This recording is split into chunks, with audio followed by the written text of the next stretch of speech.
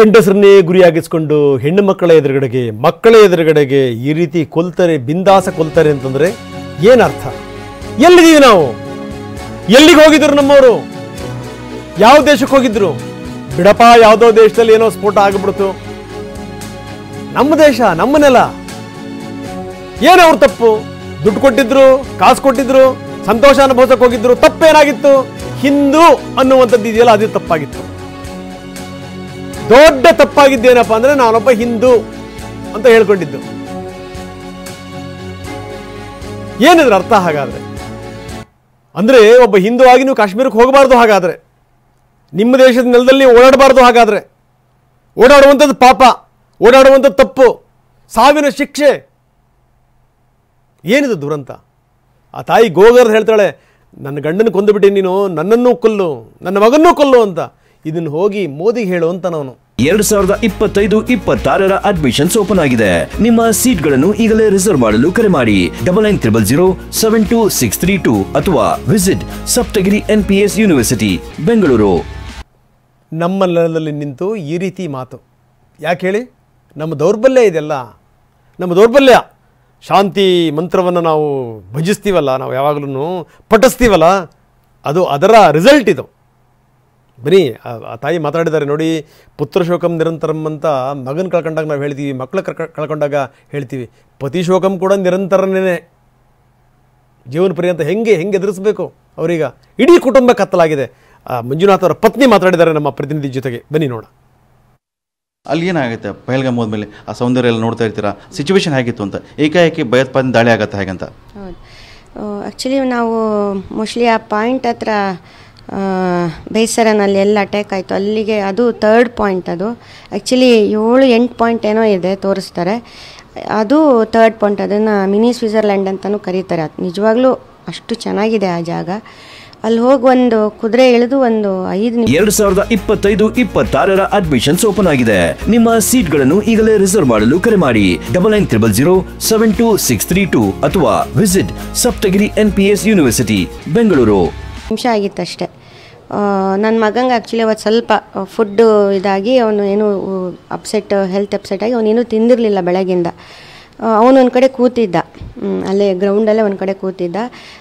ಒಂದು ರೌಂಡ್ ಸ್ವಲ್ಪ ಹಾಗೆ ನೋಡಿಬಿಟ್ಟು ಆಮೇಲೆ ಸರಿ ಟೈಮು ಬೇರೆ ಮಧ್ಯಾಹ್ನ ಊಟದ ಸಮಯ ಆ ಥರ ಆಗಿರೋದ್ರಿಂದ ಅಲ್ಲೇ ಏನಾದ್ರು ಸ್ನ್ಯಾಕ್ಸ್ ತೊಗೊಳ್ಳೋಣ ಅಂತ ಹೇಳಿ ಇದು ಮಾಡಿದ್ವಿ.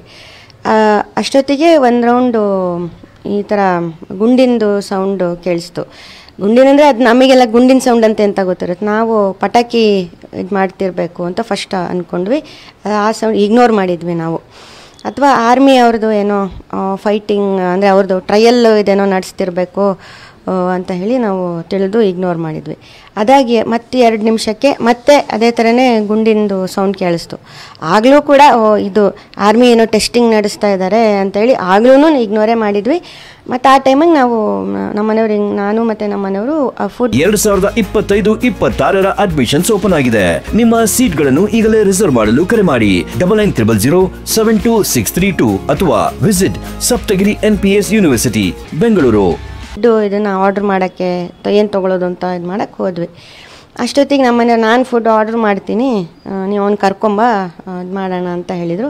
ಅಷ್ಟೊತ್ತಿಗೆ ಹಿಂಗೆ 1-2 ಹೆಜ್ಜೆ ಒಂದು ಫರ್ಲಾಂಗ್ ಹೋಗೋಷ್ಟೊತ್ತಿಗೆ ಎಲ್ಲ ಕಿರ್ಚಿ ಓಡೋಕ್ಕೆ ಶುರು ಮಾಡಿದರು. ಮತ್ತು ಅಲ್ಲೊಂದು ಕಾಡು ಇದಿದೆ, ಅಲ್ಲಿಂದ ಫೈರಿಂಗ್ ಆಗೋಕ್ಕೆ ಶುರು ಆಯಿತು. ಏನಾಗ್ತಿದೆ ಅಂತಲೇ ನಮಗೆ ಗೊತ್ತಾಗ್ತಿಲ್ಲ. ನಾನು ನನ್ನ ಮಗನ ಕೈ ಹಿಡ್ಕೊಂಡು ಇಬ್ಬರು ಹಿಂಗೆ ಬಗ್ಗೊಂಡು ಹಿಂಗೆ ನಮ್ಮನೆಯವರ ಕಡೆ ಓಡಿ ಬರ್ತೀವಿ. ಅಷ್ಟೊತ್ತಿಗೆ ಆಲ್ರೆಡಿ ಅವರಿಗೆ ಇಲ್ಲಿ ಕುತ್ತಿಗೆ ಹತ್ರ ಇದಾಗಿ ಅವ್ರು ಬಿದ್ದುಬಿಟ್ಟಿದ್ರು, ರಕ್ತದ ಮಡಲು ಬಿದ್ದುಬಿಟ್ಟಿದ್ರು ಅವರಿಗೆ. ಅಂದರೆ ಅವ್ರು ಇರಲೇ ಇಲ್ಲ. ಅಂದರೆ ನೇರವಾಗಿ ನಿಮ್ಮ ಪತಿಯನ್ನು ಭಯೋತ್ಪಾದಕರು ಅಲ್ಲಿ ಗುಂಡಿಟ್ಟು ಹತ್ಯೆ ಮಾಡ್ತಾರೆ, ಅವ್ರು ಸ್ಥಳದಲ್ಲಿ ಮೃತಪಡ್ತಾರೆ. ಆ ಸಂದರ್ಭದಲ್ಲಿ ನೀವು ಪತಿ ಹತ್ರ ಓಡುವಂಥ ಪ್ರಯತ್ನ ಮಾಡ್ತೀರಾ ಅವ್ರನ್ನ ಉಳಿಸೋ? ಇಲ್ಲ, ಅಂದರೆ ನಾವು ಅವ್ರ ಹತ್ರನೇ ಓಡೋಗಿದ್ದು. ಅಷ್ಟೊತ್ತಿಗೆ ಅವ್ರು ಬಿದ್ದುಬಿಟ್ಟಿದ್ರು. ಅವ್ರು ಎಲ್ಲಿ ನಿಂತಿದ್ರಲ್ಲ, ನೀನು ಹೋಗು ಕರ್ಕೊಂಡು ಬಾ ಅವನನ್ನು ಅಂತ ಹೇಳಿ ಎಲ್ಲಿ ನಿಂತಿದ್ರು ಅಲ್ಲೇ ಬಿದ್ದಿದ್ರು ಅವರು. ಓಕೆ. ಆ ಸಂದರ್ಭ ಅಂದರೆ ನಿಮ್ಮ ಮಗನ ಕೈ ಹಿಡ್ಕೊಂಡು ಓಡ್ಬಿಡ್ತೀರಾ, ಧೈರ್ಯವಾಗಿ ಬರ್ತೀರಾ, ನಿಮ್ಮ ಪತಿ ಕುಸಿದು ಬಿಡ್ತಾರೆ, ಆವಾಗ ನಂತರ ಏನಾಗುತ್ತೆ? ಅಂದರೆ ನಾವು ನೋಡೋತ್ತಿಗೆ ಅವ್ರು ಬಿದ್ದಾಗಿತ್ತು. ನಾನು ಹೋಗಿ ಅಂದರೆ ಹಿಂಗೆ ಎತ್ಕೊಂಡೆ, ನನಗೆ ಗೊತ್ತಾಯ್ತು. ಯಾಕಂದರೆ ಫುಲ್ಲು ಇಲ್ಲಿ ನಾನು ಎಲ್ಲಿ ಇದಾಗಿದೆ ಅಂತ ನೋಡಿದೆ, ಫುಲ್ ರಕ್ತನೇ ಮಕ್ತಗ್ ಮಾಡೋಲ್ಲೇ ಬಿದ್ದಿದ್ರು. ಸೊ ನನಗೆ ಗೊತ್ತಾಯಿತು, ಅಂದರೆ ಜೀವ ಇಲ್ಲ ಅಂತ ನನಗೆ ಗೊತ್ತಾಯಿತು.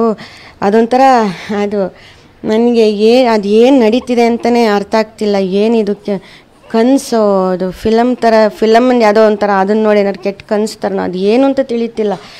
ಏನು ಮಾಡಿದೆ ನಾನು ಅವ್ರನ್ನ ಹಿಡ್ಕೊಂಡು ಎದ್ದೇಳಿ ನಮಗೆ ಹಿಂಗಾಗಬೇಕಿತ್ತ, ಯಾಕೆ ಇಲ್ಲಿ ಬಂದ್ವಿ ಅಂತ ಅದು ನನಗೆ ಇದು ಇನ್ನೂ ನನಗೆ ಅದೊಂಥರ ಎಷ್ಟು ಶಾಕಿಂಗ್ ಅಂತಂದರೆ ಅದು ಈಗಲೂ ನನಗೆ ಜೀರ್ಣಿಸ್ಕೊಳಕ್ಕಾಗ್ತಿಲ್ಲ. ನಾನು ನನ್ನ ಮಗ ಇಬ್ಬರು ಒಂಥರ ಹುಚ್ಚರು ಥರ ಒಂಥರ ಅಲ್ಲೇ ಹಿಂಗೆ ಹೋಗೋದು ಬರೋದು ಕಿರ್ಚ್ತಾ ಇದ್ವಿ. ಆಮೇಲೆ ನಮ್ಮನ್ನು ಸಾಯಿಸ್ಲಿ ಅಂತ ಇದು ಮಾಡ್ತಾಯಿದ್ವಿ. ಅಷ್ಟೊತ್ತಿಗೆ ಅವನು ಹೊಡೆದವನು ಅಲ್ಲಿಗೆ ಹೋಗ್ತಾ ಇದ್ದ. ಅವನಿಗೆ ಕರೆದ್ವಿ ನಾವು,